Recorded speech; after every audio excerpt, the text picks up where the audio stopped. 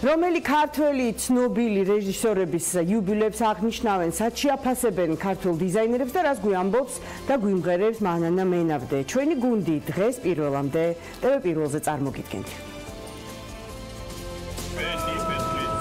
ქართული მულტიპლიკაციური ფილმების ახალი სიცოცხლე. რედ გაუმარჯო, რომელიც რომა გალიაში იტანჯება და თავის გულს ეროდება. ვინ იზრუნა ყოველთვის საყვარელი ანიმაციური პერსონაჟების რეანიმაციაზე? ისიც კმარა რომ ქართული დიზაინერები ტოკიოს გამოფენისთვის ემზადებიან. ავთანდილი, თამუნა ინგოროხვა, ქეთი ჩხიკვაძე, ანა იასეშვილი, სტუმრად პირველამდე. ტაქსის გზა ცხენებს შებმული ეტლიდან უპილოტო მფრინავ აპარატამდე. 22 მარტი ტაქსისა და ტაქსის მძღოლების საერთაშორისო დღე.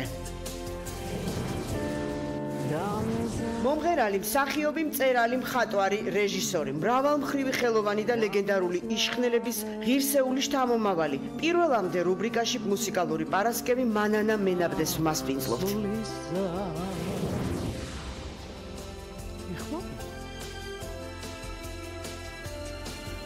და რა თემა აქვს გახსნილი ჩვენს Facebook გვერდზე ბაჩი ვალიშვილს ახლა გავიგოთ ბაჩი მოგესალმებით.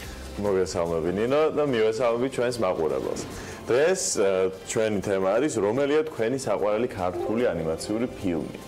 ჩვენს page-ზე პირველამდე ნინო არაწაშვილთან ერთად კომენტარებში დაგვიწერეთ თქვენი საყვარელი მულტფილმები თქვენი ბავშვობიდან ან რაიმე ახალი თუ მოგწონთ. მე მოგვიანებით დაგიბრუნდებით ვებამბებით და დღეს გვპირდებით ძალიან საინტერესო და ფუტურისტულ სიახლეებს.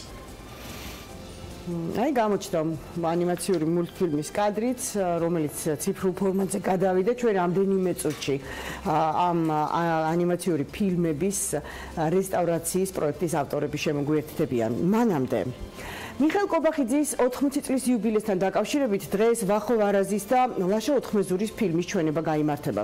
დაკარგული 8 ნახევარი ასე ქვია სურათს, რომელიც ეროვნული კინოცენტრის მხარდაჭერით შეიქმნა ამ ფილმის გარდა, მაყურებელი კინოსახლში მიხეილ კობახიძის მოკლემეტრაჟიან ფილმებსაც იხილავს.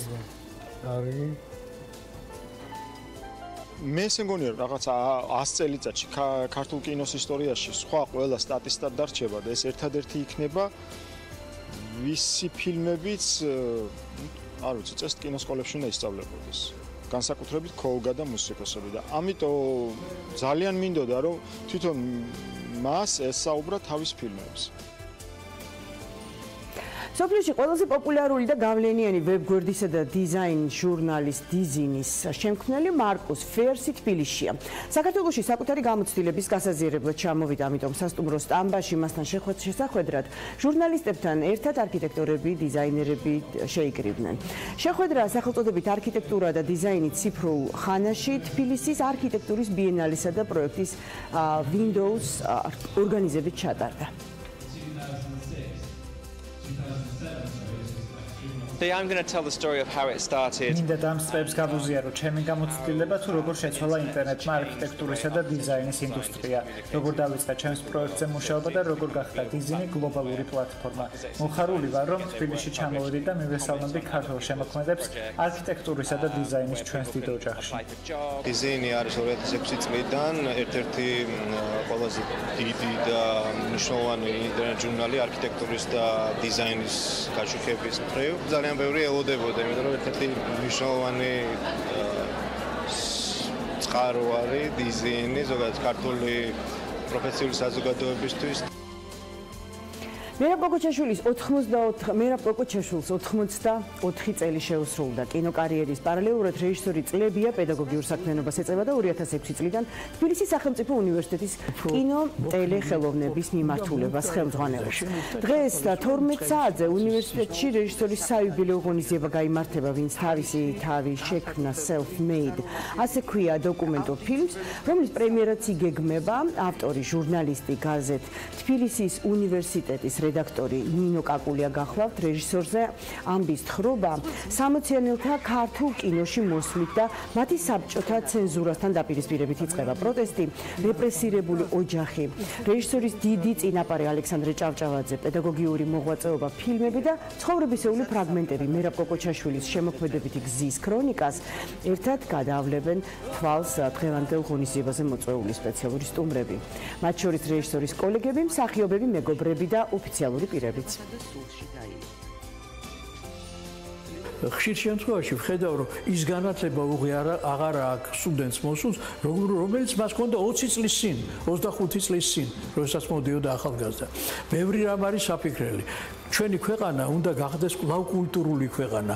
დღეს ეს კულტურა დაცემულია. და დაცემულია იმიტომ, რომ ხელისუფლება ნაკლებად ფიქრობს ამის შესახებ და დაცემულია იმიტომ, რომ განათლების საწყისები გაცილებით ადრე და უფრო მრავალფეროვნად უნდა ინერგებოდეს სკოლაში. ქართული ისტორიული სამოსი ევროპეანას პორტალზე გამოჩნდა, ევროკავშირის უმსხვილეს პლატფორმაზე პირველად განთავსდა ხელოვნების სასახლის მუზეუმში დაცული ექსპონატები. კულტურული მემკვიდრეობის ევროკავშირის ციფრულ პორტალზე მთელი ევროპის მასშტაბით 3000 ინსტიტუციაა გაწევრიანებული. პორტალს საათში 10 მილიონი მნახველი ყავს. ეს ციფრული ბიბლიოთეკა 2008 წელს შეიქმნა და ამჟამად მასზე 58 მილიონზე მეტი არტეფაქტია განთავსებული. მოლაპარაკება ევროპეანასთან გასულ წელს კულტურული მემკვიდრეობის ევროპული წლის ფარგლებში დაიწყო. საქართველოს განათლების, მეცნიერების, კულტურისა და სპორტის სამინისტროს განცხადებით, ევროპეანა მზადაა თანამშრომლობის გასაგრძელებლად და მომავალში ევროპის ციფრულ პლატფორმაზე უფრო მეტ ქართულ ექსპონატს ვიხილავთ.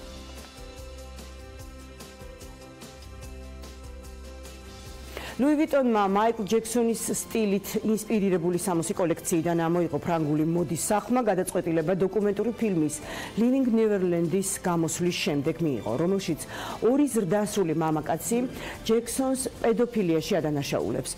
პოპის მეფისადმი მიძღვნილი ტანსაცმლის ხაზი ლუი ვიტონმა იანვარში პარიზის მოდის კვირეულზე წარმოადგინა. მამაკაცის ტანსაცმლის ხაზის შემქმნელი დიზაინერი ვირგილ აბლოხი წუხილს გამოთქვამს იმის შესახებ, რომ კოლექციის შექმნისას მოდის სახლში ფილმის შესახებ არაფერი იცოდნენ და ის ჯექსონს როგორც პოპ კულტურის ვარსკვლავსა და მუსიკოს მიუძღვნეს.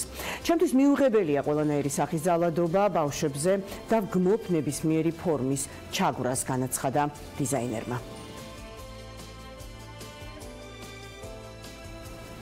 წარსულში სამოგზაუროდ ეროვნული ბიბლიოთეკის ციფრულ მატიანეს ვიშველიებთ. თაობებს შორის მორალური, ლიტერატურული და იდეოლოგიური პაექრობა, რომელიც მამათა და შვილთა ბრძოლის სახელით გვახსოვს, მხოლოდ ერთი ეპოქის ნაწილი არ გახლავთ. ბრძოლა პასუხის პასუხებით არც მე-19 საუკუნეში დასრულებულა. მე-20-ს დასაწყისში თაობათა ცვლა ახალ პრობლემებს აწყდება. ყოველკვირეული გაზეთი შინაური საქმეები 1910 წელს აქვეყნებს პუბლიკაციას სახელად ვაიმეტი ჭკუისგან. ციტატა. მეტმა ჭკუამ სხვა მხრითაც იჩინა თავი ახალგაზრდობაში. მოსწავლე თაობამ შეიგნო არარაობა, ამაოება და ფუქსავატობა ამასოფლისა. ამათვის მთავარია აძაგონ ყველა არსებული მოძღვრება, თუნდაც იგი ჭეშმარიტი იყოს და სანაცვლოდ უმალვე იღებენ ყოველგვარ სისულელეს. მთავარია მას ახლის სუნის დიოდეს.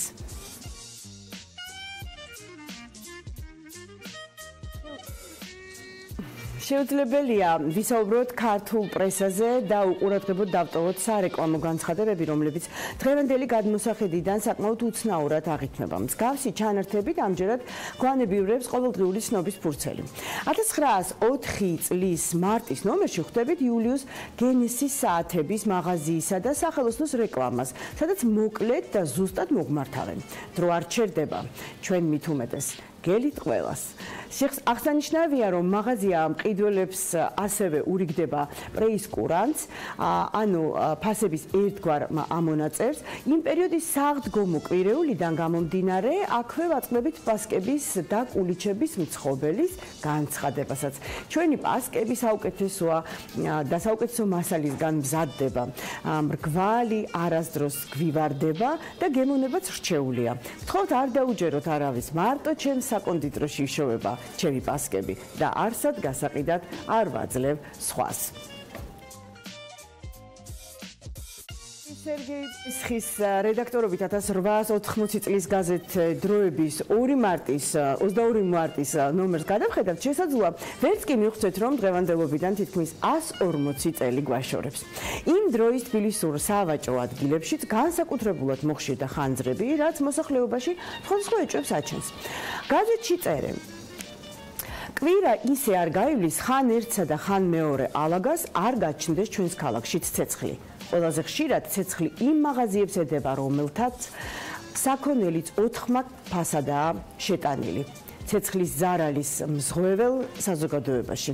ასევე იწვება მათი ალაგი, ვინც მეორე დიდ ვაჭარს ხელს უშლის. აშკარაა, რომ მიზეზი უბედური შემთხვევები არ არის. ქართული ანიმაციური ფილმების რეანიმაციაზე გიამბობთ და მულტფილმების დაგაბრუნებთ ბავშვობაში, ოღონდ ეს რეკლამის შემდეგ მოხდება TV პირველზე დარჩი ჩვენს არხზე.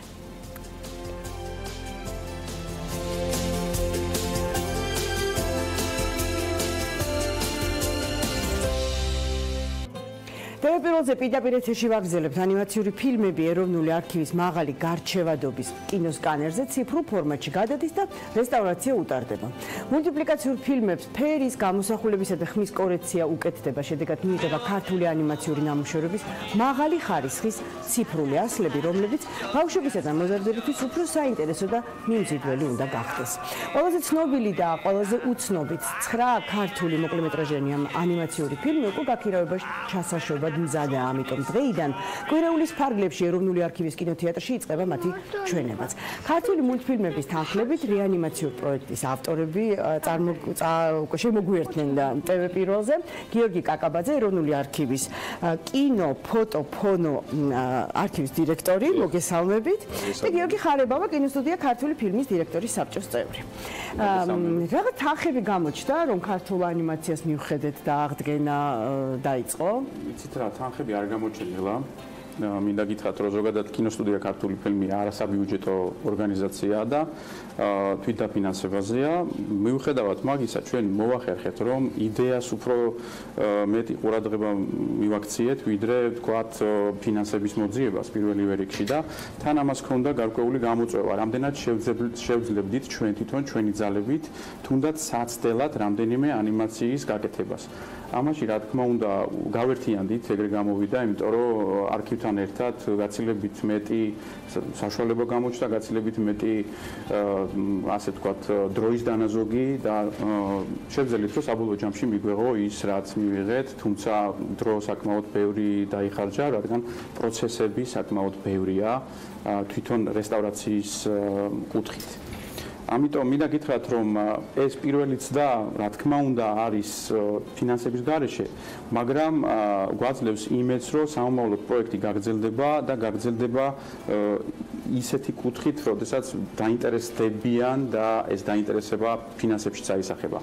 იმიტომ რომ ამაზე პირდაპირ პროპორციულად არის დამოკიდებული, რამდენად სწრაფად აღვადგენთ, რამდენს აღვადგენთ და ასე შემდეგ. ჩანაფიქრში გვაქვს, რომ მთელი ქართული ანიმაცია, რაც იყო და რაც ცუდი ხარისხით იყო დღემდე, აღვადგინოთ და იყოს საუკეთესო ხარისხით, საეკრანო ხარისხით, მინდა გითხრათ. 9 მულტფილმი უკვე ანიმაციურ ფილმს უკვე გაუკეთდა რეანიმაცია. ხო, ეს ძალიან მომწონს ეს სახელწოდება და მინდა რაღაცა ხშირად მოვიშველიო დღეს თქვენი სტუმრობის დროს. სად უნდა ჩაუშვათ ეს გაქირავებაში? როდის შეიძლება რომ მშობლები ბავშვებთან ერთად მობილიზდნენ და მოვიდნენ უკვე? ეს დღეიდან იწყება ამის ჩვენებები. 6 საათზე საღამოს იხსნება ეს სეანსები. ეს არის ეროვნული არქივის კინოთეატრში, ახლად აღდგენილ კინოთეატრში. არქივის შენობაშია, უბრალოდ პეკინის მხრიდან არის შემოსასვლელი, პეკინის 40 ნომერია და დაგვეკმეთ 9 სეანსი, 7 დღეზეა დაწერილი. დღეს იქნება 6 საათიანი, ხვალ უკვე 3 საათიანი, 15 საათიანი სიტყვით შუადღეს და საღამოს სეანსი. დანარჩენ დღეებში იქნება უკვე შუადღის სეანსები, რომ გავთვალეთ ჩვენ ისე, რომ სკოლის მოსწავლეებმა შეძლონ მოსვლა და უფრო ესეთი ხალხი მეტი მოვიდეს და გაეცნოს ამ ჩვენ ნამუშევარს, რომელიც თვითონ უკვე 8 თვეა, რაც ამას ვაკეთებ. დასწრება თავისუფალია, რა თქმა უნდა, უფასოა, არანაირი ბილეთი არ იქნება არც ერთ დღეს, არც ერთ სეანსზე. და ეს ყველაფერი შეუძლია ნახონ უფასო. შეიძლება ვივარაუდოთ, რომ ეს მულტფილმები უკვე აი ამ მაღალი ხარისხით წარმოვიდგინოთ ცალკე რაღაცა არ ვიცი, კრებულის სახით, არ ვიცი, აი ვინც ახლა ამ ჩვენებებზე ვერ მოვა მაგალითად, ხო, სად ექნება საშუალება რომ ნახოს? კი, იცით რა შეასაქმე, საერთოდ ძალიან რთული თემაა, მინდა გითხრათ, საავტორო უფლებები და ქონებრივი უფლებები საქართველოში მით უმეტეს. ძალიან ბევრი რამე არის მოპარული და სადღაც ეგრეთ წოდებული ბრჭყალებში დაგდებული, რომელიც პრობლემას ქმნის ზოგადად განვითარებისთვის. არა მხოლოდ ამ კონკრეტული კუთხით ან საერთოდ განვითარებას აფუჭებს საქართველოში, აფერხებს და ჩვენ ამ კუთხით ვფიქრობთ, რომ ეს არ იყოს დარღვეული და იყოს დაცული. ამის გამო ჩვენ გვექნება, რა თქმა უნდა, იურისტებთანაც გარკვეული საუბარი, ჩვენ გვაქვს რაღაც ჩანაფიქრები, რომელიც ჯერჯერობით აბსოლუტურად ზუსტად არ არის დაგეგმილი, როგორ განვითარდება ამისი, თქვა, დისტრიბუცია საქართველოში იქნება თუ საზღვარგარეთ, მაგრამ ფიქრი უკვე ამაზე დაწყებულია და შესაძლებლობა იმის მიხედვით, როგორ იქნება განვითარება, ბუნებრივია ეკნებათ ამის ინფორმაცია საზოგადოებას. მაგრამ მე მინდა გითხრათ ორიოდე სიტყვით და დავამთავრებ ამ საკითხს, რომ მოვუწოდებ ზოგადად საქართველოს, რომ ნუ იქნება მოპარულ კონტენტზე დამოკიდებული, იმიტომ რომ ეს გვაფერხებს სერიოზულად რა. ბატონო გიორგი, კიდევ რამდენი მულტფილმია შემორჩენილი ანუ თქვენ საცავში და თქვათ როგორ ფიქრობთ რა პერიოდი დაჭირდება მათ აღდგენას? ან რა ჭირდება საერთოდ მათ? საერთოდ რაოდენობა ხა ძირითადად ჩვენ სარგებლობდით არქივშიც არის ანიმაციური ფილმის ასლები, მაგრამ ძირითადად ქართული ფილმიდან მოგვქონდა. იქ არის შემორჩენილი ზოგი საბედნიეროდ ნეგატივის სახით, ძალიან დიდი მნიშვნელობა აქვს ამას, რომ იყოს პირველი პირი სკანირების დროს და არ იყოს თქვა მე რამდენი ასლი, რომელიც თავისთავად ანალოგური პირიდან პირზე იბეჭდება, რაღაც ხარისხი ეცემა და შევეცადეთ, რომ სულიყავით ყველაზე ახლოს პირველ წყაროსთან. თუმცა ანიმაციები ქართულ ფილმში საკმაოდ კიდევ ბევრია. თვითონ ნეგატივების სახითაც და ვფიქრობ, რომ ნელა შეიძლება ამის დაწყება თუ იქნება ამის კიდევ დამატებითი პროექტის გაგრძელება თუ იქნება ასეთი სახით, რადგან გიორგი მისაუბრა, იმიტომ რომ გარდა იმისა, რომ ეს ემსახურება აღდგენას ამ ანიმაციების, თავისთავად ეს ფილმები არის ფუჭებადი. აქ არ არის საუბარი, რომ კარგი დღეს არ გავაკეთოთ 50 წლის მერე დაუშვათ, ხო? შეიძლება ჩვენ ეს გამოსახულება ვერ შევინარჩუნოთ ამდენი ხანი, იმიტომ რომ ფირს თავისი სიცოცხლის ვადა აქვს და ის როგორც ყველაფერი ფუჭდება და პტებადა. ამიტომ არის აუცილებელი მის ამის გადარჩენაც ხდება, იმიტომ რომ ამ პროექტით არა მარტო ის რომ კი ლამაზი ფერებია და ხალხმა ნახოს, მაგრამ რეალურად ხო უნდა დავიცვათ ესენი ჩვენ, ხო? უნდა გქონდეს ისეთი ციფრული ასლი, რომელიც კარგად შეინახება და რომელიც მოგცემს საშუალებას ასევე უკან ფირზე დავაბრუნოთ საჭიროების შემთხვევაში, თუ ფირი დაიკარგა, იმიტომ რომ ფირზე შენახვა ყველაზე მომგებიანია საარქივო წესით, ყველაზე დიდხანს მაინც ნებისმიერ ფორმატთან შედარებით კინოფირი ინახავს გამოსახულებას, იმიტომ რომ ციფრული ცოტა ბევრი ისინი აქვს ნიუანსები, რომელიც შეიძლება დავკარგოთ და თქვა ფირის განადგურების შემთხვევაში. მე ხა ჩვენს პროდიუსერს მინდა ვთხოვო, ვაჩვენოთ მულტფილმის ნაწყვეტი, რომელზეც სხვათა შორის ჩვენი დღის ამბების წამყვანი გიორგი კიკავიძის ფავორიტი მულტფილმიც არის. ჩვენ ამაზე ვიმსჯელით რამდენიმე წუთის წინ და სწორედ ამიტომ საზამთროს მინდა ვუყუროთ და მოусმინოთ ცოტა ხანი.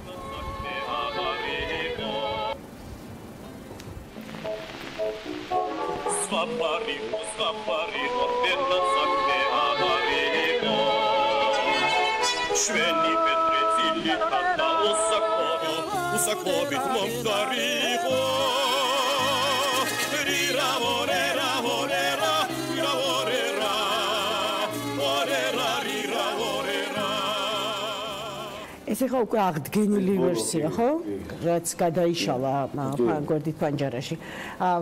ხმა ითხოვს ალბათ ასევე, ხო? რა თქმა უნდა, ცალკე თემაა.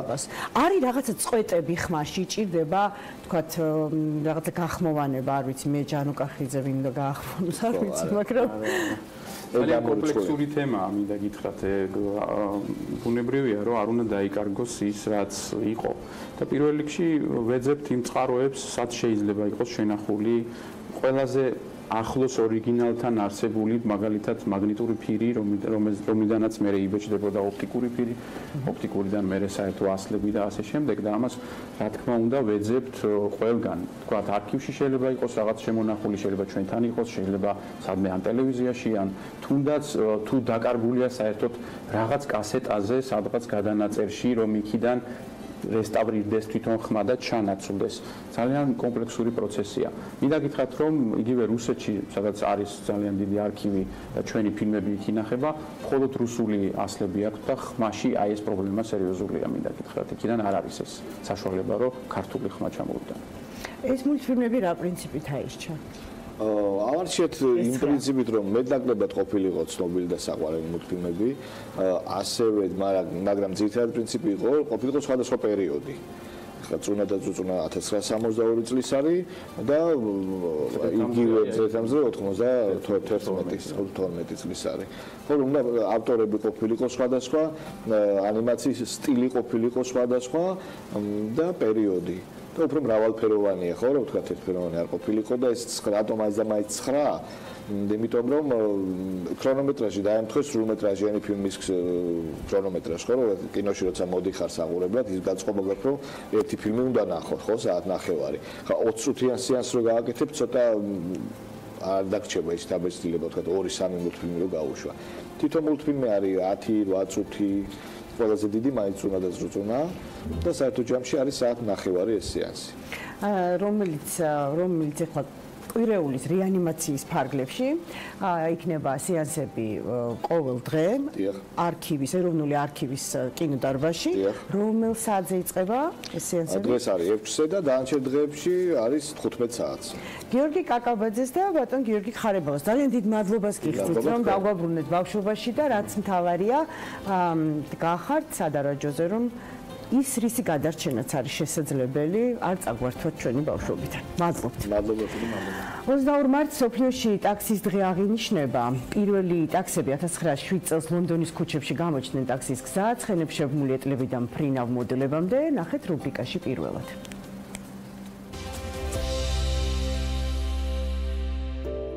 პირველად ეტლში შებმული ცხენების დაქირავება, რომელთაც თანამედროვე ტაქსის ფუნქცია ჰქონდათ 1625 წელს ლონდონში გახდა შესაძლებელი.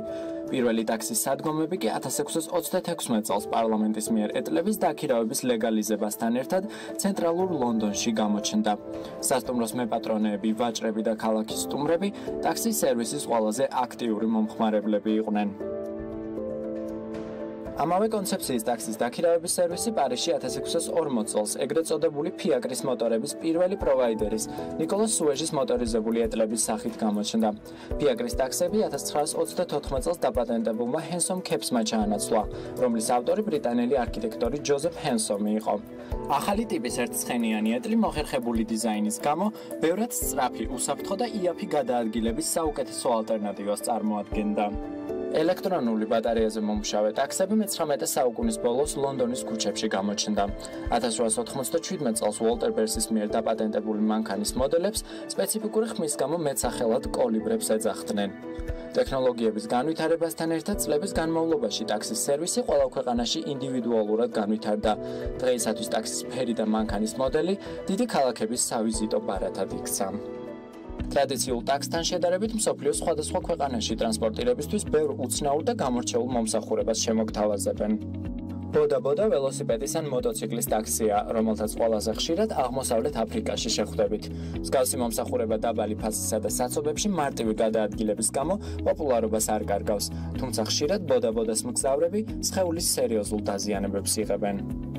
ინდოეთისა და ფილიპინების პატარა ქალაქებსა და ნახევრად დასახლებულ ადგილებში ტრადიციული ტაქსის საუკეთესო ალტერნატივა ეგრეთ წოდებული ტრაიკ ტაქსია, რომელსაც ადგილობრივი კომპანიები ამზადებენ. მათ უმრავლესობას 6-მდე მგზავრის გადაყვანა შეუძლიათ. ზღვისპირა ქალაქებში დიდი პოპულარობით სარგებლობს წყლის ტაქსი, თუმცა ტაქსის სხვა სერვისებისგან განსხვავებით, მათ უმრავლესობას არა ერთი, არამედ 10-ობით მგზავრის გადაყვანა შეუძლიათ. წყლის ტაქსს ყველაზე აქტიურად კუნძულოვან სახელმწიფოებში ტურისტები იყენებენ. ტექნოლოგიების განვითარებასთან ერთად უფრო და უფრო ხშირად იყენებენ საჰაერო ტაქსის, რომელიც პირველად 2002 წელს ამერიკის შეერთებულ შტატებში გამოსცადეს. საჰაერო ტაქსების ასოციაცია 2007 წელს ამერიკული და ევროპული საავიაციო კომპანიების მიერ დაარსდა. 2017 წელს დუბაიმ საბოლოოდ წარმატებით გამოსცადა ეგრეთ წოდებული მფრინავი ტაქსი, რომელსაც ველოკოპტერის სახელითაც მოიხსენიებენ.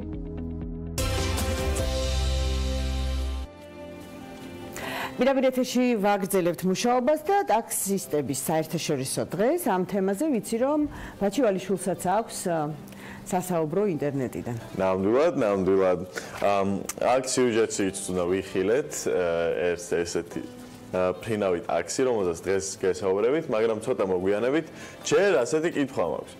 ნინო, შენ იცი თბილისში ან საქართველოში ტაქსისტის ყველაზე გავრცელებული სახელი რომელია? არა, გიორგი. საერთოდ არ არის გასაკვირი. და ყველაზე გავრცელებული მანქანა, ტაქსისტების საყვარელი მანქანა პრიუსია, ალბათ თავისი ეკონომიურობის გამო.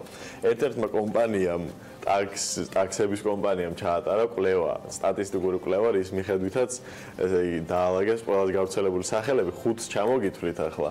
ეს არის გიორგი არის 9.18%, დავითი, ირაკლი და ლაშა.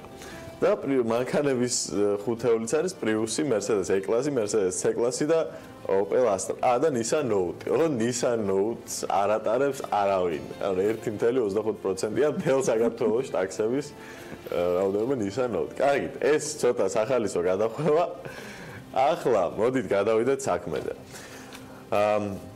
ტაქსისტობა ჩემი აზრით არის ძალიან რთული და მართლა ძალიან კარგია რომ ტაქსის მძღოლების დღე არსებობს, იმიტომ რომ თბილისში მაგალითად საცობების გამო მე პირადად წარმომიდგენია რომ ჭკუიდან გადავიდოდ, ნევროზი დამემართებოდა ალბათ და ამ პრობლემის გადასაჭრელად უკვე ფუტურისტული გამოსავალი შეიქმნა, რომელიც 10 წლის წინ სამეცნიერო ფანტასტიკას კი გვეგონებოდა, მაგრამ დღეს უკვე რეალობაა. ფრინავი ტაქსი უკვე საქართველოში გაგვიგია, საქალაქთაშორისო ტაქსი იყო ადრე შემოტანილი, ზუსტი ინფორმაცია სამწუხაროდ არ მაქვს, მაგრამ მეც ეგრე მახსოვს, რომ ადრე იყო რაღაც საქალაქთაშორისო ფრინავი ტაქსი, რომელსაც ქალაქიდან ქალაქში შეეძლო გადაიყვანა მგზავრები. უბრალოდ გაფრენა მოხდა თუ არა, ეგ ზუსტად არ მახსოვს. მაგრამ ახლა Bell Air-მა, ასეთმა კომპანიამ შექმნა Bell Nexus-ი. მომავლის ტაქსი, რომელიც ვიტოლის პრინციპზე მუშაობს. ვიტოლის პრინციპი არის ვერტიკალური აფრენა და დაფრენა და თვითფრინავივით ჰორიზონტალურად და ესე ფრენა. ანუ ფრენის და თვითფრინავის ნაზავი არის ერთგვარი ვიტოლი. მოკლედ. ამ ტაქსში ყველაზე ნიშანდობლივი ის არის, რომ უპილოტოა. ანუ მომავლის ტაქსები იდეაში უნდა იყოს უპილოტო და შიგნით მაღალტექნოლოგიური მაღალი კლასის სალონით აღჭურვილი. ახლა ხედავთ ეკრანზე ძალიან ესეთი დახვეწილი დიზაინის ტაქსი არის, დიზაინის ვერტმფრენია ეს მოწყობილობა და შიგნით ყველა საინტერესო ეს არის, რომ შიგნით ეტევა 4 ადამიანი და არის Wi-Fi, სატენი და წინ მოწყობილობების დაფაზე შეგიძლიათ შეხვდეთ ვიდეოზარის აპარატ, შეგიძლიათ ახალ ამბებს უყუროთ, სოციალურ მედიაში ამოწმოთ ან Bluetooth-ით მუსიკა ჩართოთ. ასე რომ ყველანაირი კომფორტი გათვალისწინებულია და ახლა მე მინდა განახოთ საიტი, რომელზეც შეგიძლიათ შეხვიდეთ, ეს არის bellflight.com და საიტზევე ამ კომპანიას უდევს 3D ვიდეო. ანუ შეგიძლიათ ნახოთ როგორია ამ მომავლის Bell Nexus-ით ფრენა 3D ვიდეოში. გთხოვთ აი ესეთი ვიდეოა. როგორც ხედავთ, აქ ამოდის ეკრანები. რეალურად ეს ეკრანები რეალურ ტაქსში აქვე იქნება, ესეთ ჰოლოგრამის სტილით არ იქნება, მაგრამ შეგიძლიათ მუსიკას მოусმინოთ, შეგიძლიათ დაურეკოთ მეგობარს და ასე შემდეგ. აი, ამ ვიდეოში შეგიძლიათ ესე შემოატრიალოთ. ამაგარია რა. ეს რო ძალიან მალე იქნება სოფლიოში. ანუ არ მჯერა ხოლმე ესეთ რაღაცები. მოკლედ. მეხუთე ელემენტია რა. ჩვეულებრივად, დიახ. ფრინავი მანქანები ისე 1-20 წლის წინ ხო წარმოუდგენელი გვინდოდა ძალიან უნებრივია, მაგრამ გვეგონა რომ აი ახლა სანამ ფრინავ მანქანებს შექმნიან, რომ აი მოვიდა, დრო მოვიდა, როცა ფრინავ მანქანები არსებობენ. უბრალოდ ამბობენ რომ ჯერ ეს ფრინავი მანქანები და ტაქსის სერვისი დაემატება ეგრეთ წოდებულ ჭკვიან ქალაქებს, ანუ მოდერნიზებულ გიგანტურ მეგაპოლისებს, როგორებიც არის ნიუ-იორკი მაგალითად, პირველ ეტაპზე ეს ქალაქები ისარგებლება მომსახურებით და მომავალში ტექნოლოგიის განვითარებასთან ერთად და უფრო ეფექტურობის გაზრდასთან ერთად შეიძლება თბილისშიც შევხვდეს ესეთი მფრინავი ტაქსი. გამოვიძახებთ ჩვეულებრივად, მოვა დაფრინდება ჩვენ სახლთან, ჩავჯდებით და 2 წუთში სადაც გაგვიხარდება, ყველგან მიგვიყვანს. ასეთი ბეტონის ხიმინჯები არ შეუშლის ხელს, რომ ჩვენს ქალაქში მსგავსმა ტაქსებმა იმოძრაოს. უნებრივია, ვიზრუნოთ მაგაზე, რომ მომავალში მფრინავი ტაქსები უსაფრთხოდ ტაქსებს დაუტოვოთ ტრასები ჰაერში. კი ბატონო. აიგეთ, ამ ეტაპზე ეს იყო და ახლა მგონი დღის ამბების დროა, ხო ნინო? მე მგონი რომ ჯერ უნდა რა პერსპექტივები აქვს ქართულ დიზაინერებს ტოკიოს ბაზარზე და მოდის ბაზარზე ზოგადად ავთანდილს თამნენგო როყვას და ქეთი ჩხიკვაძესთან ერთად დღეს ჩვენ სტუდიაში გავშლით ამ თემას. მანამდე დღის ამბებს და გიორგი კიკაბიძეს უნდა დავუთმოთ ეთერი TV პირველზე. ნინო, კიდევ ერთხელ მოგესალმები ახალ ამბებს, მოკლედ 12-ზე გიორგი კიკაბიძე გიყვებათ. ირაკლი კობახიძე არასამთავრობოების წინააღმდეგ პირველი კანონმდებელი მესამე სექტორს ისევ თავს ესხმის და მწვავედ აკრიტიკებს. ირაკლი კობახიძე აცხადებს, რომ არასამთავრობოების მიზანი მათი ოპონენტების მხარდაჭერაა. პარლამენტის სპიკერმა თქვა, რომ წინასაარჩევნოდ აგრესიულ კამპანიას ხელს სწორედ არასამთავრობოები უწყობდნენ. კობახიძემ ეს განცხადებები სასტუმრო ბილტმორში გააკეთა, სადაც 2018 წლის საპრეზიდენტო არჩევნებზე მიღებულ გამოცდილებაზე და სამომავლო გეგმებზე საუბრობენ. ერთ-ერთი ყველაზე მძიმე ფაქტი იყო, რა თქმა უნდა, იგა გვარამიას რუსთავიორის გენერალური დირექტორის განცხადების მხარდაჭერა არასამთავრობო ორგანიზაციების მხრიდან. თქვენ გახსოვთ, რაზე იყო მაშინ საუბარი იყო იმაზე, რომ ყველა ისე ადამიანი, რომელიც ხარს დაუჯერდა სალომე სურაბეშვილს, უნდა ყოფილიყო განკვეთილი სხვადასხვა სფეროდან, საზოგადოებრივი და პოლიტიკური ცხოვრების, საუბარი იყო პოლიტიკაზე, ეკონომიკაზე, კულტურულ ცხოვრებაზე და ასე შემდეგ. ეს იყო აბსოლუტურად ფაშისტური განცხადება, პირდაპირ გაგებთ ფაშისტური განცხადება, ან ბოლშევიკური, იქნებოდა ეს ტერმინი გამოვიყენოთ და არა მხოლოდ არ მოხდა რეაგირება სამოქალაქო საზოგადოების მხრიდან ამ განცხადებაზე, არამედ ჩვენ მოვისმენთ მხარდამჭერი გზავნილების ერთ-ერთი მთავარი ხაზი კამპანიაში იყო ოქუაშვილის თემის გააქტიურება. ვერ ახერხებდნენ ამას, იმიტომ რომ საფუძველი არ ქონდა საზოგადოებამ კარგად იცის იმის თაობაზე თუ ვინ რას წარმოადგენს და ვის რა მიზანი ქონდა ამ შემთხვევაში და არასამთავრობო ორგანიზაციები, რამდენიმე ორგანიზაციაზეა საუბარი, თუმცა ეს არის ყველაზე მდიდარი ორგანიზაციები, ხელს უწყობდნენ ამ კამპანიის წარმოებას. პოლიტიკურად ხმაურიან კვირას დღეს მამუკა ბახტაძე დაასრულებს. რამდენიმე წუთის წინ საკანონმდებლო ორგანოში პრემიერ-მინისტრი და ვიცე-პრემიერი მივიდა. მთავრობის მეთაური პარლამენტში ნაციონალურმა მოძრაობამ დაიბარა. ოპოზიციას აინტერესებს, როგორია ქვეყანაში კრიმინოგენული მდგომარეობა და რატომ იზრდება დანაშაულის სტატისტიკა ყოველწლიურად ქართული ოცნების ხელისუფლების პირობებში. ოპოზიცია მამუკა ბახტაძეს და გიორგი გახარიას მწვავე კითხვებით ხვდება. რამდენიმე წუთის წინ მოკრი კომენტარი შემოიფარგლა მთავრობის მეთაური მამუკა ბახტაძე.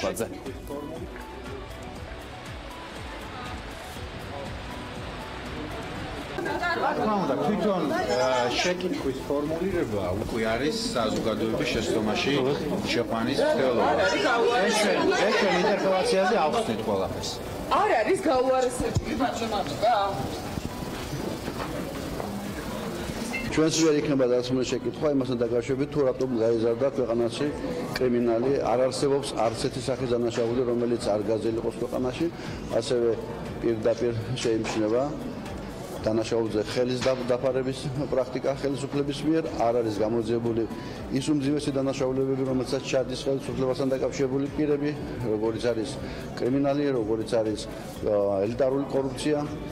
ასევე ქვეყანაში ბრუნდება შევარდნაძის ეპოქისათვის დამახასიათებელი დანაშაულებები, როგორც არის ბინის ქურდობა. განათლების მინისტრთან ჩვენი კითხვები დაკავშირებული არის იმ სრულად მოუფიქრებელ და გაუაზრებელ ეგრეთ წოდებულ განათლების რეფორმასთან, რომელიც მან შემოგთავაზა, რომელიც რეალურად გულისხმობს მხოლოდ გამოსაშვები გამოცდების გაუქმებას და ზოგადი უნარების ტესტის არასავალდებულოდ გახდომას.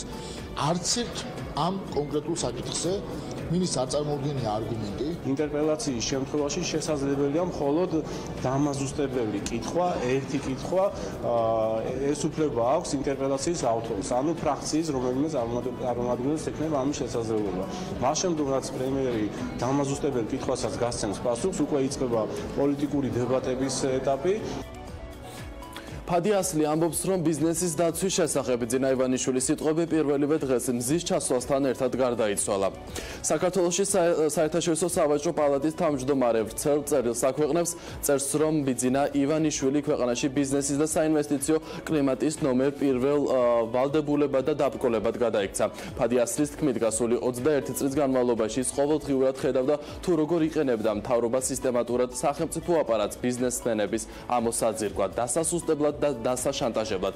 ასლი წეს, რომ TBC საქმეზეც და ამბობს, რომ თუ ახლოს დღეებში არ შეწყდება ზეწოლა TBC-ზე, ის აგრესიული თავდასხმებისა და შანტაჟის შესახებ სამრეწველო პალატის ყველა ეროვნულ კომიტეტს აცნობებს ამის შესახებ. საკუთარი მოსაზრებების გაჟღერება ასლს პრემიერთან სურდა, თუმცა წეს, რომ გუშინ შეატყობინებს, რომ 26 მარტს ჩანიშნული ინვესტორთა სხდომა უვადოდ გადაიდო.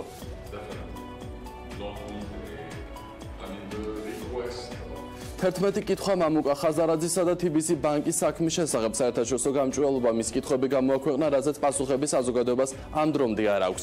რატომ დაინტერესდა ფინანსური მონიტორინგის სამსახური TBC ბანკის 2008 წლის აპრილის ტრანზაქციიდან, რატომ დაიწყო მისი შესწავლა მხოლოდ 10 წლის თავზე 2018 წლის მაისში?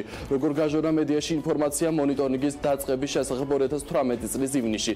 რატომ არ დაინტერესდა პროკურატურა მამუკა ხაზარაძის პარლამენტში გაკეთებული განცხადებით, როდესაც მან ეროვნული ბანკის პრეზიდენტი და მისი მოადგილე სავარაუდო ზეწოლაში დაადანაშაულა? რატომ ვერ ან არ იძიებს დროულად პროკურატურა TBC ბანკზე განხორციელებულ კიბერშეტევას? კითხვების ადრესატი პროკურატურა, შინაგან საქმეთა სამინისტრო, ეროვნული ბანკი და პარლამენტია.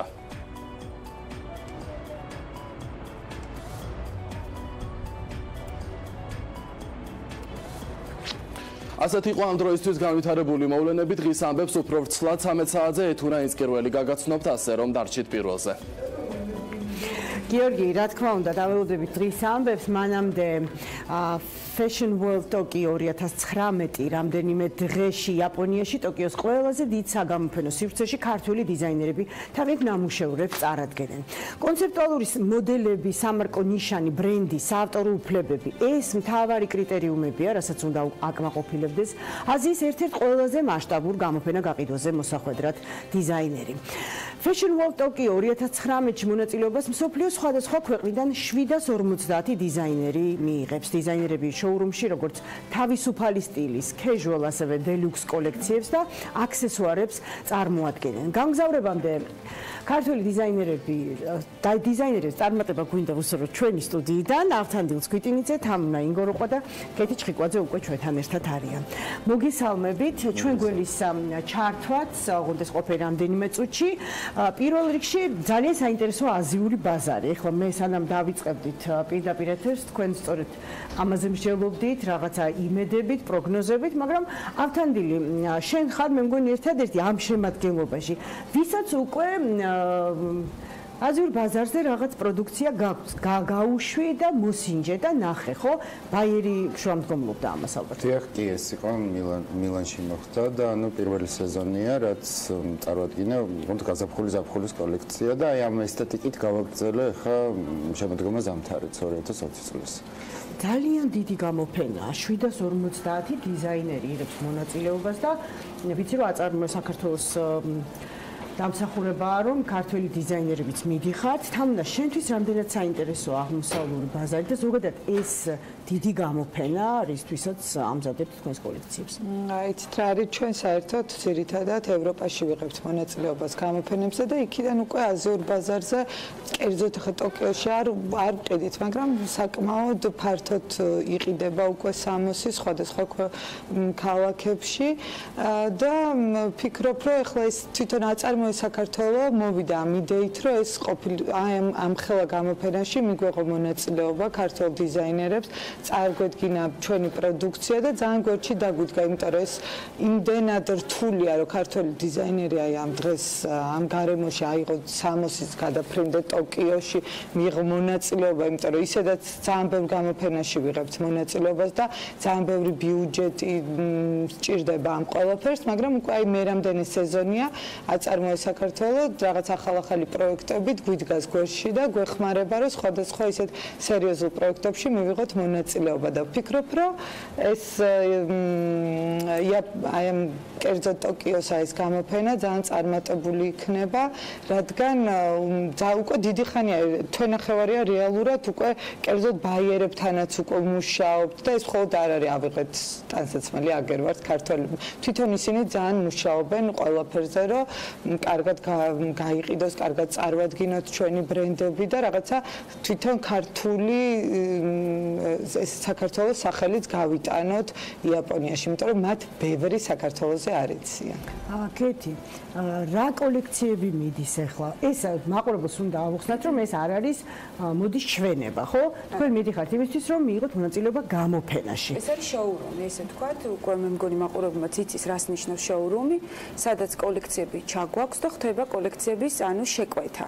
ეს არის შემოდგომა-ზამთრის 2020 შემოდგომა-ზამთრის კოლექციები, რომელიც რეალურად უნდა დაიწყოს, თქვათ, გაყიდვები სექტემბრიდან, შესაბამისად, ეხლა თუ შეკვეთებს დავწერთ, გავაგზავნით ზაფხულის განმავლობაში, მოხდება ექსპორტი და მეც დავეთანხმებით ამ უნას, მე ვფიქრობ, დიდი იმედები გვაქვს, იმიტომ რომ არის რაღაცა ინტერესები მათი მხრიდანაც, მაქსიმალურად კონცეპტუალური კოლექციებია, ამ შემთხვევაში თქვათ, რაღაცნაირად კაფსულურად შევკარი კონკრეტულად მე რაღაც ნაწილი კოლექციის სხვადასხვა კოლექციებიდანაც ამოვიღე, რაც მათთვის საინტერესო იქნება.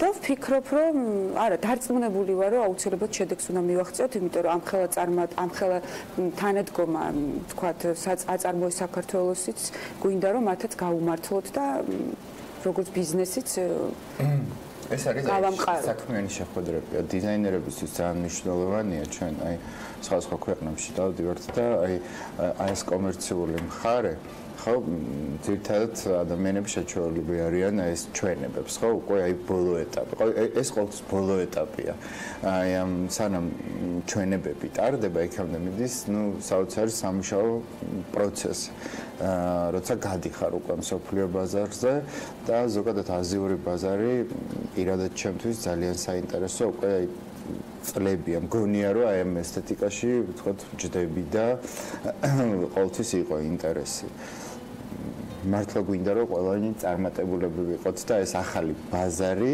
ნუ თუ არ დავიპყროთ პირველი ნაბიჯები გადავდგათ ისე რომ საინტერესოები ვიყოთ და არ იყოს თქვათ ერთჯერადი ეს ყველაფერი ჩვენ ახლა მინდა გადავინოცოთ კიდევ ერთ დიზაინერთან რომელიც თქვენთან ერთად მოდის ნათია ხარტიშვილი იმყოფება ახლა ანა იასეშვილთან რომელიც აქსესუარებს ამზადებს ტოკიოს გამოფენისთვის რას დაიღებს თან ქართული დიზაინერი? დღემშვიდობისა ინო, ჩვენ ახლა სტუმრად დღემშვიდობის მივესალმები სტუდიის სტუმრებს, მოგესალმები ინო შენ და გეტყვით რომ ჩვენ ახლა ვიმყოფებით კომპანია მამი ბეგის ერთ-ერთ დამფუძნებელთან სტუმრად ანა იასეშვილთან, რომელიც პროფესიით არის მედია და კომუნიკაციების მაგისტრი და ამ მიმართულებით მუშაობს ძალიან დიდი ხანია, თუმცა აი ამ შვენიერი ჩანთების დამზადება მან არც ისე დიდი ხანია, რაც დაიწყო. თუმცა მოდის ინდუსტრიაში მამი ბეგს უკვე საკმაოდ ბევრი ცნობს და ძალიან მოთხოვნადი პროდუქტი არის. ანა, გამარჯობა დღემშვიდობისა, მოგესალმები. მოგესალმებით ყველას, სტუმრებს, წამყვანებს. ძალიან მიხარია რომ მოხვედით და ძალიან მიხარია კიდევ რომ მივდივართ ძალიან მაგარ ტრეიდ შოუზე იაპონიაში. ანა, აქ არის წარმოდგენილი პროდუქცია, რომელიც მიგაქვთ Tokyo World Fashion 2019 Trade Show-ზე. მაინტერესებს რა მიგაქვთ და იქ სადაც იქნება ძალიან ბევრი დიზაინერის ნამუშევარი, რის წარდგენას აპირებთ საქართველოს სახელით. ესე იგი, ძალიან საპასუხისმგებლო არის, რა თქმა უნდა, ჩვენთვის, მაგრამ თამამად ვართ, ასე ვთქვათ, იმიტომ რომ ჩვენი პროდუქცია უკვე არა მარტო საქართველოს ბაზარზე, არამედ ევროპაშიც, ამერიკაშიც და აზიურ ბაზარშიც ასე თუ ისე ვცადეთ და გარკვეულწილად მივიღეთ ფიდბექი, რომ მათ ეს მოსწონთ. და არა მარტო მოსწონთ, ძალიან უყვართ კიდეც და ამიტომ ამან გაგვათამამა, ასე ვთქვათ, რომ შევჭიდებოდით იმ ხალა ბაზარს, როგორც არის იაპონია. მით უფრო, როდესაც ჩვენ მივიღეთ, ასე ვთქვათ, კომუნიკაციაში შევედით ამ შოუს მენეჯმენტთან, ჩავთვალეთ, რომ ამ ეტაპზე ჩვენ ვართ მზად, რომ ამ ძალიან დიდ ბაზარს შევთავაზოთ რაოდენობრივად იმდენი პროდუქტი, რომ ასე ვთქვათ, ესეთი წარმატებული იყოს მე ჩვენი საქმიანობა. კი, კი, აი ეს არის თითოეული ჩვენი ჩანთას აქვს ინდივიდუალური მიმართულება და კონცეფცია, სტილი და ყველა ჩანთაში ძალიან დიდ ენერგიას ვდებთ, რომ რაღაცნაირად ის შეესაბამებოდეს ყველა იმ სტანდარტს, რაც არის ესეთი და იყოს ძალიან ხარისხიანი. ვიყენებთ ძირითადად აი ესეთ ხის, ორგანული მინის, აბრეშუმის მასალებს, კოტონს მათ შორის და ასევე ანუ ეხლა უკვე იაპონიაში მიგვაქვს დაახლოებით 30 ცალი ჩანთა და გვაქვს ასეთი ანა თქვენი პროდუქცია უკვე იყიდება საკმაოდ ბევრ ქვეყანაში. ბატონო, გეტყვით, პირველად სულ როდესაც დავიწყეთ თავიდან ამერიკა იყო ის ქვეყანა, სადაც გავიტანეთ, ვთქვათ, ჩვენი პროდუქცია და წარვადგინეთ, ასე ვთქვათ. შემდეგ უკვე იყიდება, ვთქვათ, როგორც ნიუ-იორკში, ასევე მოსკოვში, ნიცაში თანამშრომლობთ რამოდენიმე, ასე ვთქვათ, ბუტიკთან და ხო, და კი ბატონო.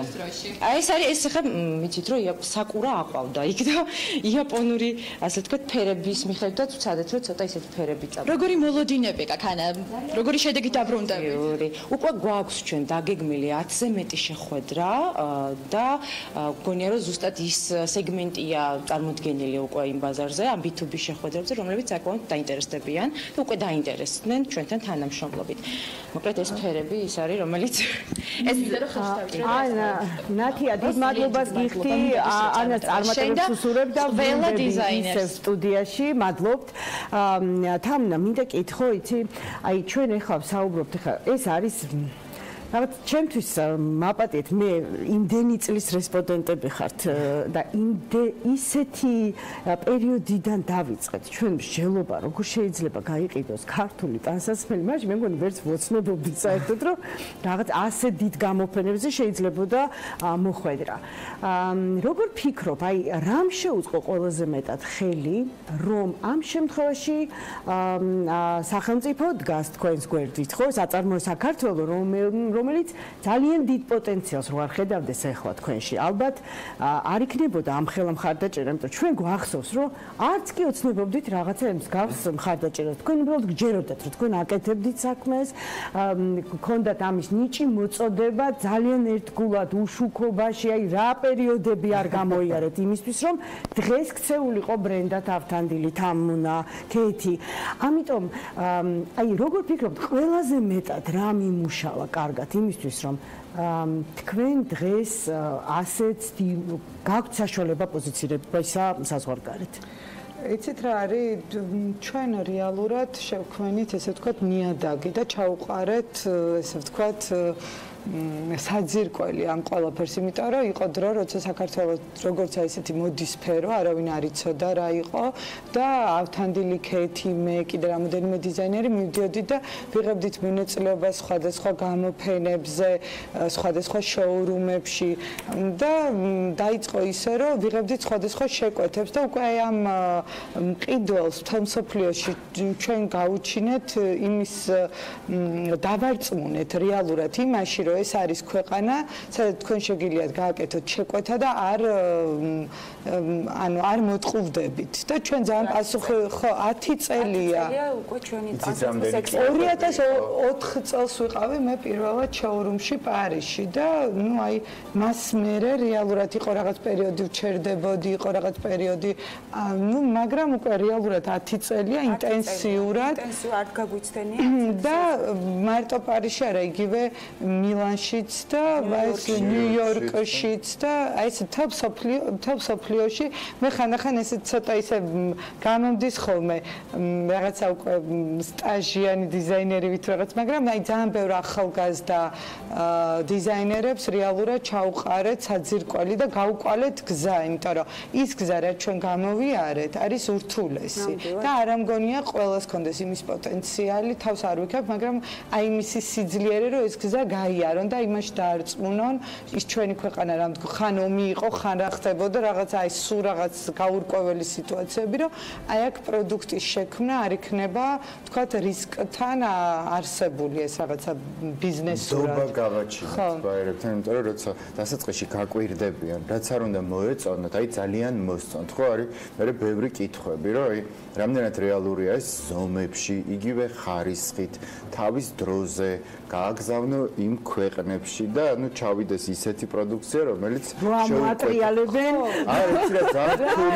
სტანდარტს აკმაყოფილების შუა მხარეს უხსნიდით საერთოდ ძალიან და ნუ რეალურად იცი რა არის ჩვენ ძალიან მე ყოველთვის ის პასუხისმგებლობა მქონდა რომ მე არასდროს არ გამიფუჭებია რაღაც რომელიღაცა თქვათ აი ესეთი შეკვეთა რომ იგივე ბაიერები და საერთოდ ეს არის ძალიან ვიწრო სფერო თითქოს დიდია მაგრამ ამ დროს ყველას იცნობს და შეიძლება ერთზე თქვა რომ აი მე საქართველოსდან ქეთი ცუდად მუშაობს მოდი სხვას არ შევკვეთო ამიტომ რაღაცნაირად ჩვენ თელ საქართველოს მარტო არა აი ახალგაზრდებს ამ ახალთაობას ძალიან ბევრ დიზაინერს გზა გაუყვალეთ და რაღაცა ესეთი ნიადაგი მივეცით ხო ამას გზნობთ ხოლმე ქეთი ახალგაზრდებისგან აი მე არ ვიცი სიმართლე რო გითხრა და რა ვიქცნობ ავთო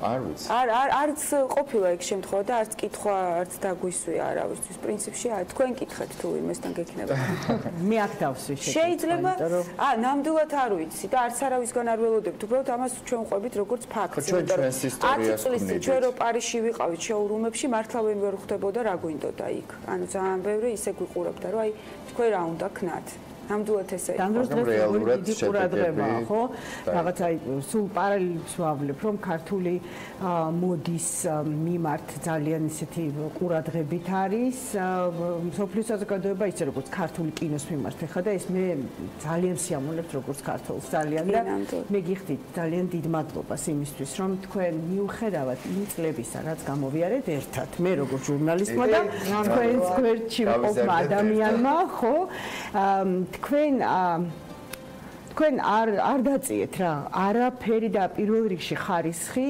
თქვენს თავმოყვარეობასთან ერთად რომ ამაზე ნაკლები ამაზე რა პირობებიც არ უნდა ყოფილიყო რაღაცა ხაზის ქვევით არასდროს არ ჩამოცდენილ ხართ ამიტომ ხართ დღეს ჩემთან და ამიტომ არის თქვენზე ალბათ ასეთი მოთხოვნაც მე მადლობას გიხდით იმისთვის რომ თქვენ გეჭირათ თქვენი ხარისხი ამდენი წლის განმავლობაში ეს არის ძალიან მნიშვნელოვანი იმიტომ რომ მე მახსოვს რა პირობებში აგრძელებდით მუშაობას და ყოველთვის გჯეროდათ ჩემსავით რომ ყოველ დღე დადებული აგური ბოლოს აუცილებლად ძალიან მაგარ კედელს ააშენებდა მე გისურვებ დიდ წარმატებებს და ყველა ბარიერის დაძლევას იმისთვის რომ სოფლიო ბაზარზე იყოთ მოთხოვნადები და თქვენით აღფრთოვანებული იყოს საზოგადოება მე გისურვებ წარმატებებს ტოკიოში ახლა მოდით გავიდეთ პროექტზე რომელიც თბილისის ფარგლებში დაიწყო ორი ხიდის და ორი ბაღის რეაბილიტაცია ხდება რომელიც 2019 წლის ბოლოს უნდა დასრულდეს, რა შეიცვლება ყოფილ მადათოვის კუნძულზე, რას მოუტანს ადგილზე დასაქმებულებს,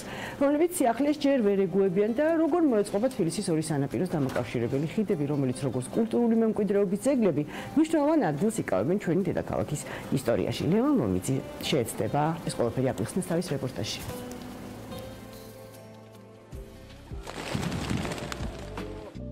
ზაარ-ბრიუკენის და მშრალი ორი ხიდის და 9 მარტისა და დედაენის ბაღების სარეაბილიტაციო სამუშაოები დაიწყო. პროექტი ქალაქის ისტორიულ ნაწილში დიდი ტურისტული მარშრუტის შექმნას, უკვე რეაბილიტირებული ზონების გაერთიანებას და ამ ორი ბაღის მიწისქვეშა გვირაბით ერთმანეთთან დაკავშირებას გულისხმობს. რაც კეთდება, რაც მიმდინარე არის, ანუ ორბელიანის მოედანი უკვე რეაბილიტირებული აღმაშენებელი და ეს პროექტიც რა ერთი დიდი კონცეფციის ნაწილი არის, რომელიც მოიცავს ქალაქში ტურისტებისთვის საინტერესო ერთობლივი არეალის შექმნას. პროექტის ღირებულება არის 9,700,000 ლარამდე. მშრალი ხიდის ბაზრობის სახელით ცნობილ სივრცეში ძველი ნივთებით მოვაჭრეებს ლოკაციის შეცვლა მოუწიათ. ცვლილებები მხატვრებსაც შეეხოთ. ახალი, მაგრამ კარგად ნაცნობი მეზობლების დროებით მას სტუმრობამ მათი უკმაყოფილება გამოიწვია.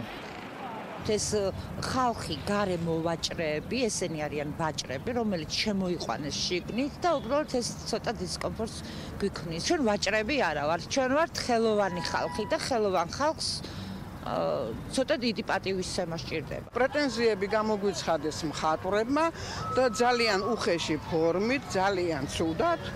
ეს ჩვენი ბაღიაო და არავის არ აქვს უფლება აქ შემოვიდესო. ჩვენც ხომ ადამიანები ვართ, ხომ?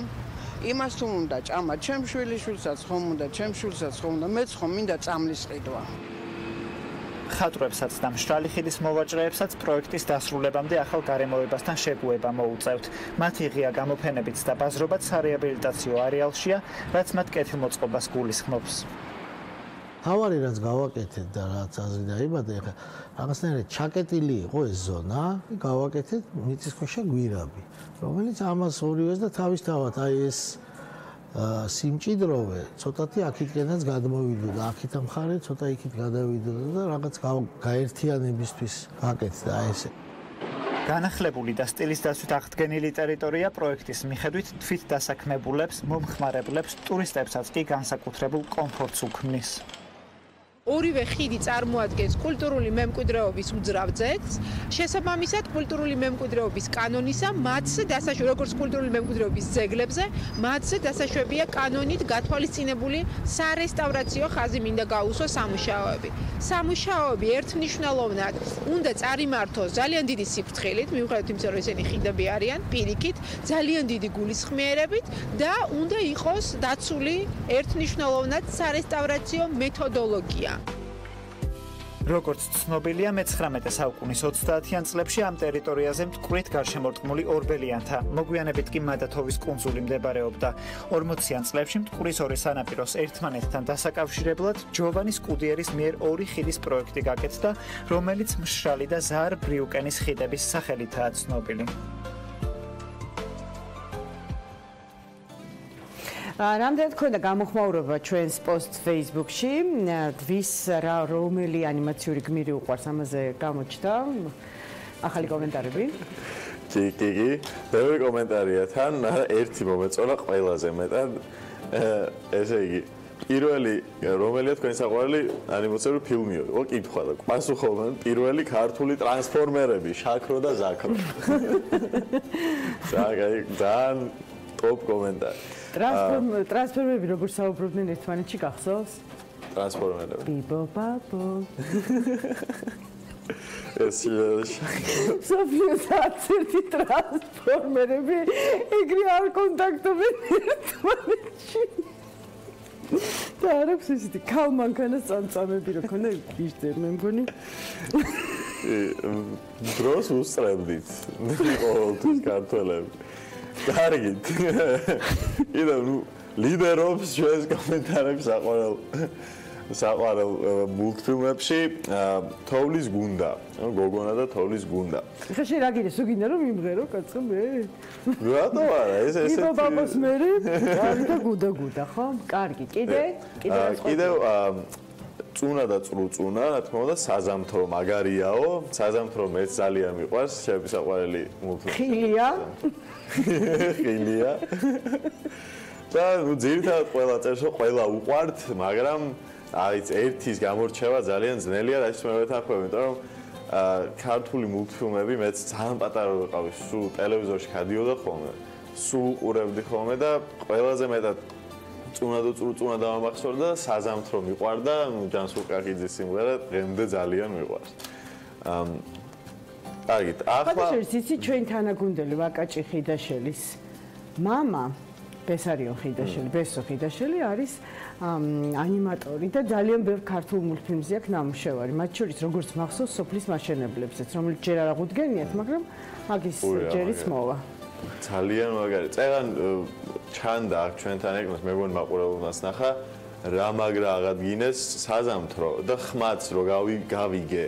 ანუ აი მართლა შრიალის გარეშე და ძველი ფირის რომ მოყვება თავისუფალი ხმაური იმის გარეშე ძალიან სასიამოვნო მოსასმელი. ძალიან სასიამოვნო. ყველა ერთი სული მაქვს სახში რომ მივაკი. მე კვირას ვაპირებ წავიყვანო ჩემი შვილი 3 საათზეა ჩვენება და 6-ზე კიდევ ერთხელ მშობლებისთვის საყურადღებოდ დასწრება კი თავისუფალი ეროვნულ არქივის კინოდარბაზში. ახლოსვე თემა ანიმაციური ფილმები ძალიან ახლოს არის ვირტუალურ რეალობასთან. ყოველ შემთხვევაში ასე ვაწყობს ახლა გადასვლა რომ გქონდეს. ამიტომ ახლა ვისაუბრებ ვირტუალურ რეალობაზე. როგორც უკვე მივხვდით, მე ფანი ვარ ვირტუალური რეალობის და ვირტუალური თამაშების და ასევე ერთ-ერთი ასეთი ფანის ექსპერიმენტ შემოგთავაზებ. ჯერ კვილმოტი სტუდიო Disrupt VR-ის თანადამფუძნებელია და მან გადაწყვიტა ექსპერიმენტის სახით 1 კვირა გაეტარებინა ვირტუალურ სამყაროში. როგორ მოახერხა მან ეს? მას ჰქონდა სპეციალური სათვალე, რომელიც ვირტუალური სამყაროს პარალელურად რეალობასაც გაჩვენებდა, კამერა ემაგრა სათვალეს წინ და დღის განმავლობაში მას ჰქონდა 5 წამი, რომ ეს სათვალე გადაეცვალა სრულიად ვირტუალური რეალობის სათვალეზე, Oculus-ზე, რომლის მეშვეობითაც ის მთლიანად სულ სხვა გამოგონილ რეალობაში გადაინაცვლებდა ხოლმე. მან სახლში ფანჯრები დაბურა, სათვალით ბანაობდა, სათვალით ჭამდა, მოკლედ მთელი 1 კვირა სათვალე არ მოუხსნია. რისთვის გააკეთა მან ეს? მან გადაწყვიტა, რომ გაეგო რა არის ვირტუალური რეალობა, ოღონდ რა არის ტექნიკური თვალსაზრისით კი არა, რას ნიშნავს ადამიანებისთვის ვირტუალური რეალობა საერთოდ.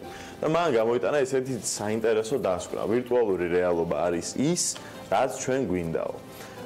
ის ამ ვირტუალურ სამყაროში მოგზაურობდა კოსმოსში, ესწრებოდა მედიტაციის კურსებს სხვა ადამიანებთან ერთად და 1000-ობით კილომეტრის მოშორებით მყოფ ადამიანთან მოახერხა ჭალებში პირისპირ ურთიერთობა.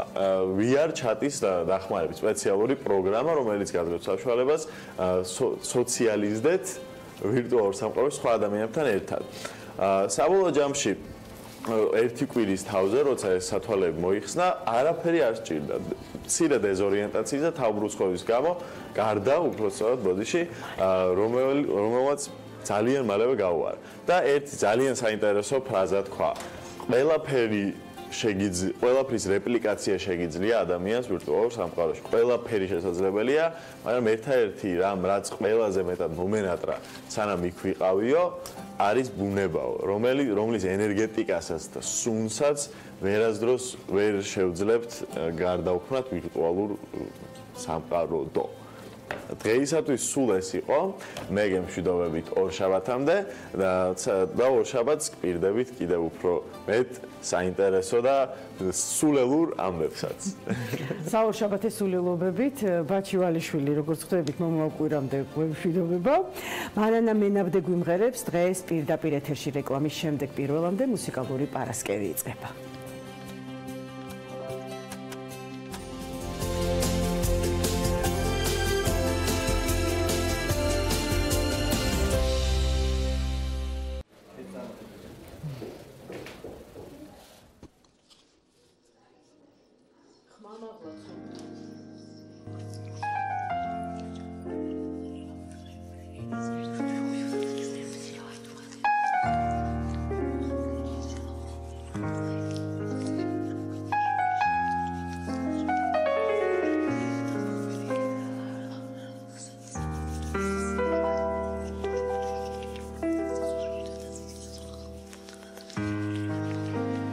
ჩემი ბავშვობის სახლთან ხვდებოდი ფერმკრთალ ასულს და შენ მაგონება ახლა იმ სილამაზეს წარსულს სხვა რამ შაირის გარდა როგორ გაკადრო აბა რა რიგი ხდება დაკრთავს ეგ შინდის ფერი კაბა ხედავ ზამთარი ქრება ყვავილებს გაშლის ნუში ყველგან ხალისი სევდა მხოლოდ პოეტის გულში წუხილს წაიღებს ქნარი და სტრიქონება დაგსობს საღამო იყო წყნარი თქვენთან ვიყავი მახსოვს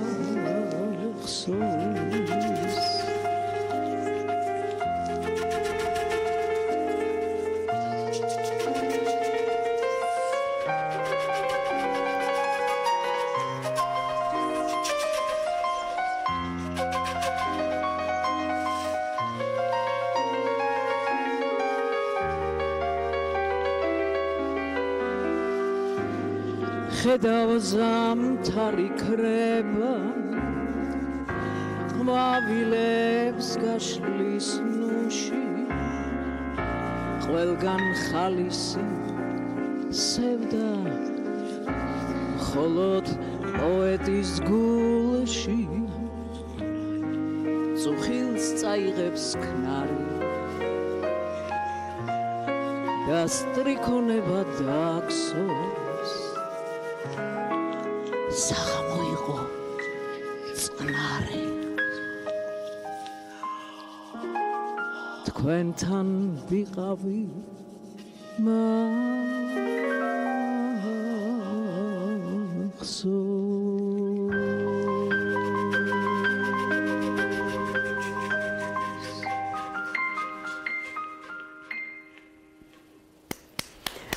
თქვენთან ვიყავი მახსოვს და სულ ასე მახსოვს ქალბატონო მანანა სოლო კონცერტებით ევროპაში მოგზაურობს, პაუზების დროს წერს, თარგმნის, იღებს მონაწილეობას სპექტაკლებში და სწორედ სპექტაკლით ბრუნდება თბილისის მიხეილ თუმანიშვილის სახელობის კინომსახიობთა თეატრში ქართულ მაყურებელთან შესახვედრად. მანანა მენაბდე. TV პირველი სტუდიაში მოგესალმებით. მოგესალმებით. გილოცავთ ახალ გადაცემას. დიდი მადლობა, ძალიან ვისიამოვნებთ თქვენი ნამღერით. უკვე მე რამდენად ტელეეთერში ხართ ჩემი რესპონდენტი და ვთვლი თავს თქვენს ძალიან დიდ თაყვანისმცემლად და მეგობრად. მეც დიდი თაყვანისმცემელი ვარ თქვენი, როგორც ჟურნალისტის, მომწონს. დიდი მადლობა. ჩვენ მე ვერ მოვხვდი შარშან სპექტაკლზე, რომელიც ახალ ენერგიებს ითხოვს თქვენგან, რომ ისევ განახლდეს და მაყურებელს წარუდგინოთ მიხეილ თუმანიშვილის სახელობის კინომსახიობთა თეატრში.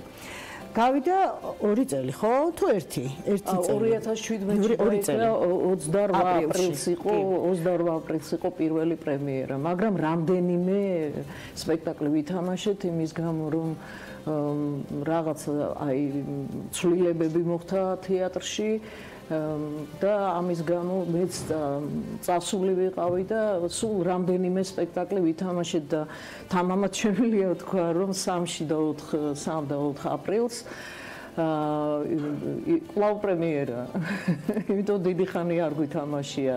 ძალიან რთული სპექტაკლია, იმიტომ რომ აქ არის ქართულ ხალხურ ცეკვებზე დაყრდნობით გაკეთებული მურო გაგოშიძემ დადგა ქორეოგრაფია, მურო არაჩვეულებრივი მოცეკვავია, სუხიშვილის ილიკო სუხიშვილთან ცეკვავს და კარგი ქორეოგრაფი გამოდგა და აი სრულად გააკეთა ის, რაც მე მქონდა ჩაფიქრებული, მე მინდოდა სიტყვისა და პლასტიკის ერთიანობა. ეს ყველაფერი დაყრდნობილია ჩემი გავარაკებზე, აი აქ ხედავთ რუსულ გამოცემასაც, უკრაინულსაც, ქართულსაც და ეხლა გერმანულათაც ითარგმნება. მოკლედ იცით რა, ქალბატონო, თქვენ ხართ ჩემთვის მაპატიეთ ამ სიტყვას რომ ვიხმარ რაღაცა ძალიან მოუსვენარი არტისტი. არ ვიცი რამდენად მაქუფლება ხო ამ შეფასებას ვაკეთებ. მე მგონი არავის არ აწუხეთ, მაგრამ სამაგერდე ვერ ისვენებთ. აი რაღაცა პაუზებში, რაღაცა ახალი სინთეზები, რაღაცა ახალი ექსპერიმენტები. აი ამიტომ ხართ ჩემთვის ყოველთვის ძალიან საინტერესო არტისტი და ეხლაც მინდა თქვენ თვითონ აუხსნათ მაყურებელს, აი რატომ არის აუცილებელი რომ მოვიდნენ და ნახონ თქვენი ეს ექსპერიმენტი თეატრში. იცით რა არის ეს არ იქნებოდა ცოტა გაიჟღერებდა ულამაზოდ ყოიხარობად ჩამომერთმეოდა, მაგრამ საერთოდ როდესაც ქართულ სივრცეში რაღაცა ექსპერიმენტი ტარდება და ეს არის სრული ექსპერიმენტი, იმიტომ დაფუძნებულია ყველაფერს თავი დავანებოთ ელემენტებია მეირხოლდის ბიომექანიკაზე. აქ ეს ძალიან ცხადად არასოდეს არ იყო წარმოდგენილი თეატრებში,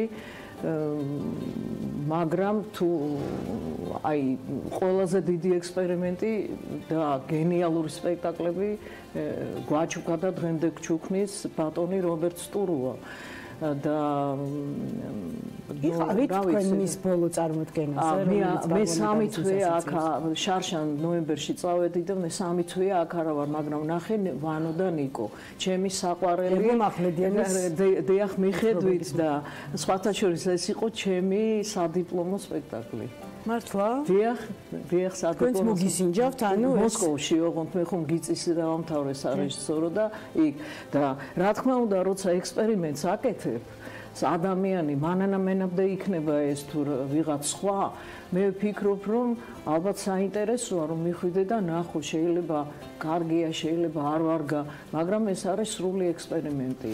ქალგმანაი, თქვენ ახლა რა ტექსტებზეც მუშაობთ?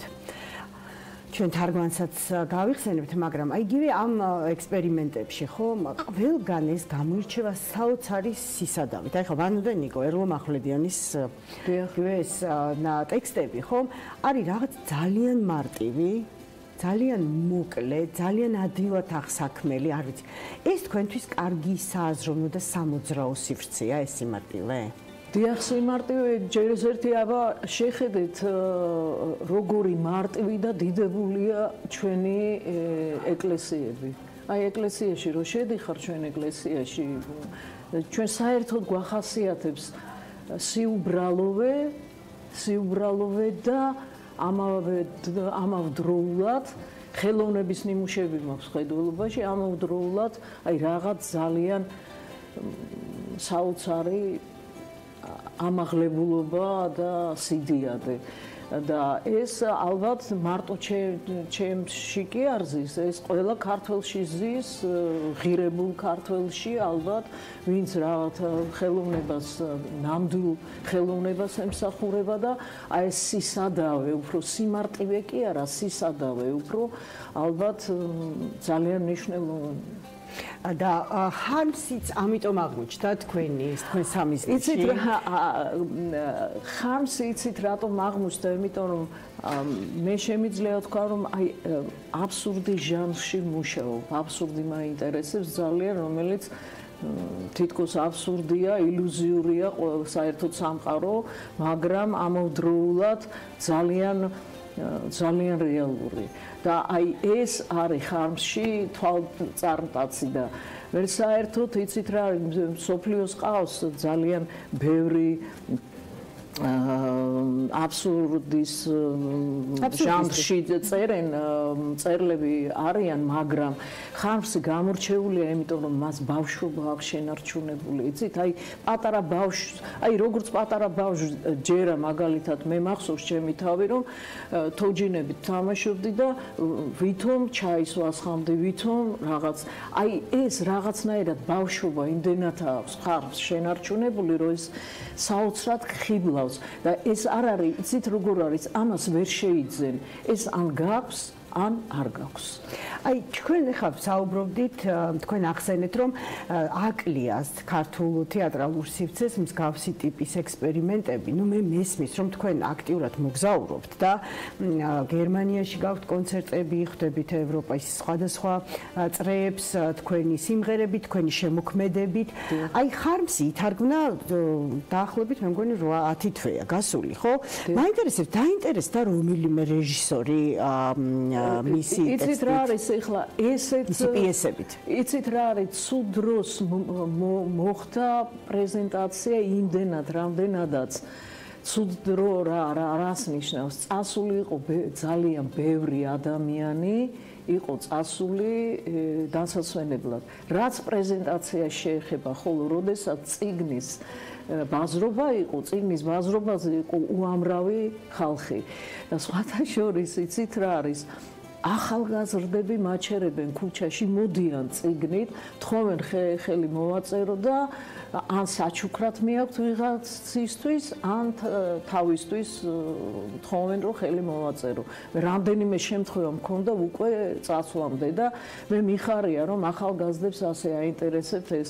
მე მინდა ხაზზე გავუსვა იმას კიდევ რომ არაჩვეულებრივად ვიმუშავე ამ ტექსტებზე და მე მარტო გამიჭირდებოდა რომ ყოლოდა ისეთი მშვენიერი რედაქტორი როგორც არის კატო ჯავახიშვილი, ცნობილი ჩვენი პოეტი, არაჩვეულებრივი და მასთან ერთად ვიმუშავე. ხო, იმიტომ რომ ინტონაციის წერალია ხარმსი და ამისი თარგმნა ძალიან გაბედული ნაბიჯი იყო თქვენგან. მე მიხარია რომ ახალგაზრდები ძალიან 6 თვე 328 გვერდი გადავთარგმნე ძალიან. მაგრამ ჩვენ გადაცემა მიწრულს უახლოვდება და მე მინდა რომ თქვენ დაპირებული საჩუქარი მოგვიწყნათ. ეხლა აუცილებლად ისევ სიმღერის შესრულებას გთხოვთ. მაყურებელს შევახსენებ რომ 3-4 აპრილს გაქვთ საშუალება დაესწროთ თუმანიშვილის თეატრში გაუდენი მანანოს. ძალიან საინტერესო წარმოდგენას, რომელზეც ჩვენ გვისაუბრეთ და მინდა ძალიან დიდი მადლობა გადაუხადო ყველა იმ პიროვნებას და ადამიანს, ვინც მონაწილეობა მიიღო ჩემი პიესის შექმნაში. ჩემი პიესა იწყება მაგალითად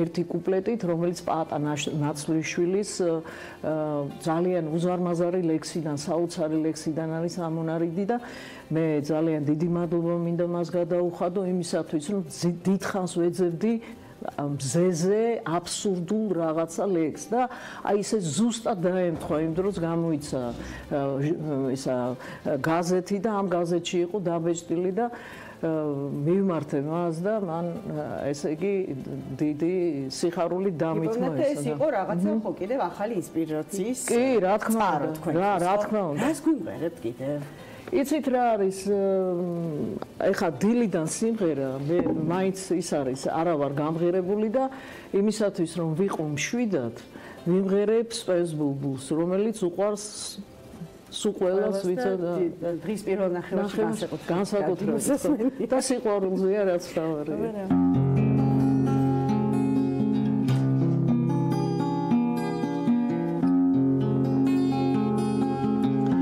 სპეს ბულბული ვარცაზე და ხმას აბრალოთ მეამედა კოცნა ვეღარ გაებედა საბრალო აირა ხმა დამთვრალო აირა მაისობის არსისო ის გიხარის ვაირა ვაისაბრალო ეტყვის ვარდო შენი სახე ოდეს ნახე მექმნა მახე შენ საფერსა სული ვახე საბრალო აირა ხმა დამთვრალო აირა მაისობის არსისო ის გიხარის ვაირა ვაისაბრალო ხوار შემომერთდებით ვარც ბულბული შეეწყალა ვალის ფარდა გარდაშალა მაჯნუნს მიხვდა სულის ზალა საბრალო აირა ხმა დამთრალო აირა მაისობის არსისო ის გიხარის ვაირა ვაისაბრალო